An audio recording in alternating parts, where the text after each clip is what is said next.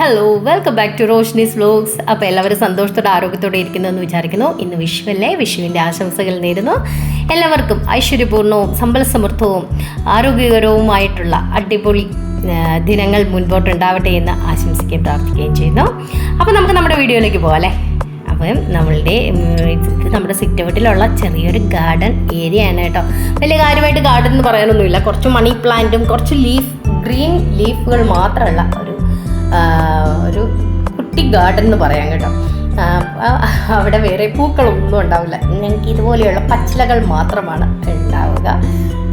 കാരണം പൂക്കളൊക്കെ ഉണ്ടാവണമെങ്കിൽ നമ്മൾ അത്യാവശ്യം വെയിലൊക്കെ കിട്ടുന്ന സ്ഥലത്ത് ഇത് ചെടികളൊക്കെ വയ്ക്കണം. അപ്പം നമുക്ക് അതിനുള്ളൊരു സാഹചര്യം ഇല്ലാത്തത് കൊണ്ട് നമ്മളിങ്ങനെ സിറ്റൗട്ടിൽ മണി പ്ലാന്റുകൾ സെറ്റ് ചെയ്തേക്കാണ് കേട്ടോ. ഈ മണി പ്ലാന്റിൻ്റെ ഒന്നും പേരൊന്നും പറയാൻ എനിക്കറിയത്തില്ല, അതുകൊണ്ട് ഞാനതൊന്നും പറയുന്നില്ല. എൻ്റെ കയ്യിൽ കിട്ടുന്ന എല്ലാ മണി പ്ലാന്റുകളും ഞാനിവിടെ കൊണ്ടുപോയി ഇങ്ങനെ ഓരോന്ന് ചെയ്ത് വെക്കാറുണ്ട്. അപ്പം വിഷുവിൻ്റെ സ്പെഷ്യലായിട്ടുള്ള ഒരു ഉണ്ണിയപ്പമാണ് ഇന്നത്തെ നമ്മുടെ റെസിപ്പി.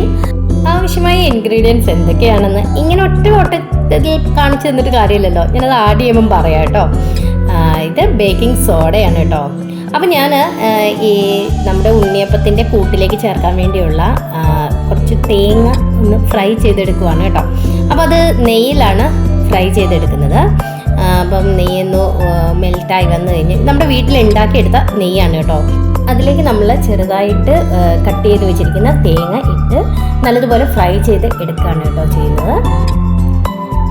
അപ്പോൾ ഞാൻ അതിന് ശേഷം ഇവിടെ ഒരു ബൗൾ എടുത്തിട്ടുണ്ട്. ആ ബൗളിലേക്ക് 1 കപ്പ് അരിപ്പൊടി, 1/2 കപ്പ് മൈദാപ്പൊടി, പിന്നെ ഒരു 1/4 കപ്പ് റവ, ഇത്രയുമാണ് ചേർത്തിരിക്കുന്നത്. അതിലേക്ക് ഒരു പിഞ്ച് ഉപ്പും ഒരു പിഞ്ച് സോഡ, ബേക്കിംഗ് സോഡയും കൂടെ ആഡ് ചെയ്ത് കൊടുത്തിട്ടുണ്ട്. എന്നിട്ട് അതിലേക്ക് ഞാൻ നമ്മൾ എടുത്തു വെച്ചിരിക്കുന്ന എള്ള്, അതുപോലെ ചതച്ച് വെച്ചിരിക്കുന്ന ഏലക്ക, പിന്നെ നമ്മൾ ഫ്രൈ ചെയ്ത് വെച്ചിരിക്കുന്ന ആ തേങ്ങയുടെ ചെറിയ കഷ്ണങ്ങൾ, തേങ്ങാക്കൊത്തെന്നാണ് ഞങ്ങളുടെ നാട്ടിൽ പറയുന്നത് കേട്ടോ. നിങ്ങളുടെ നാട്ടിൽ എന്താ പറയുന്നതെന്ന് എനിക്കറിയില്ല. അപ്പോൾ അതും ആ ഒരു നെയ്യോടുകൂടി തന്നെ ഞാൻ ഇതിലേക്ക് ഒഴിച്ചു. അത് കഴിഞ്ഞിട്ട് അരിച്ച് എടുത്തു വെച്ചിരിക്കുന്ന നമ്മുടെ ശർക്കരപ്പാനിയാണ് നമ്മൾ ഇതിലേക്ക് ചേർത്ത് കൊടുക്കുന്നത്. അത് കുറച്ച് ചേർത്ത് ഒന്ന് നല്ലതുപോലെ കട്ട കെട്ടാതെ ഇളക്കി എടുത്തതിന് ശേഷം ആവശ്യമനുസരിച്ചാണ് ഞാനതിലേക്ക് ഒഴിച്ചു കൊടുക്കുന്നത്. ഒരു 2-3 ബാച്ചായിട്ടാണ് ഞാനിത് ഒഴിച്ചു കൊടുക്കുന്നത്. അപ്പോൾ അല്ലെങ്കിൽ ഒരുപാടങ്ങ് വെള്ളം ആയി കഴിഞ്ഞ് കഴിഞ്ഞാൽ ഒരു സുഖമില്ലല്ലോ. കാരണം ചില സമയത്ത് എനിക്ക് അങ്ങനെ പറ്റാറുണ്ട്.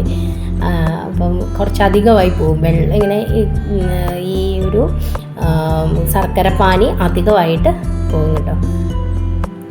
അപ്പോൾ ഇതന്നെ ഞാൻ അതിലേക്ക് ഒഴിച്ചു കൊടുത്ത് ആ ഒരു കൂട്ട് നല്ലൊരു കറക്റ്റ് പരുവത്തിലാക്കി എടുക്കുകയാണ് ചെയ്യുന്നത്. എന്നിട്ട് ഞാൻ അതിലേക്ക് ഒരു 2 ടീസ്പൂൺ നെയ്യും കൂടെ ചേർത്ത് കൊടുക്കുകയാണ്.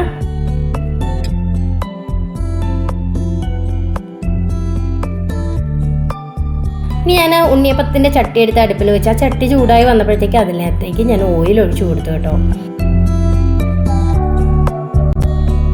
അപ്പോൾ ഇതിന് ഈ ഒരു ശരിക്കും പറഞ്ഞു കഴിഞ്ഞാൽ ഒരു 3-4 കുഴി ആ ഒരു ഉണ്ണിയപ്പത്തിൻ്റെ ആ ഒരു റൗണ്ട് ഉണ്ടല്ലോ, അത്രയത്തിനുള്ള എണ്ണ ഒഴിച്ചാൽ മതി. നമ്മൾ ഒഴിക്കുമ്പോൾ അതിങ്ങനെ പൊന്തി വന്ന് അടുത്ത ആ ഒരു കുഴികളിലേക്കൊക്കെ അത് ഫില്ലാവില്ലേ.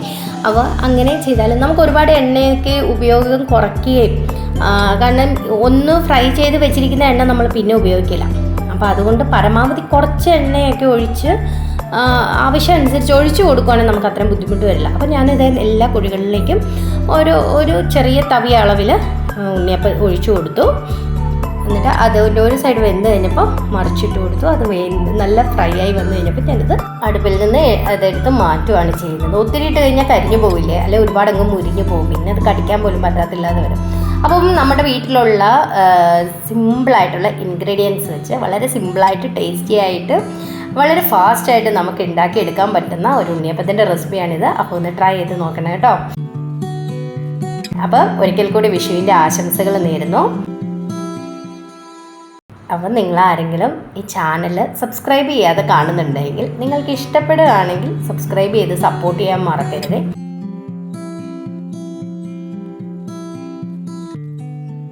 അപ്പം നമുക്ക് അടുത്ത വ്ലോഗിൽ കാണാം.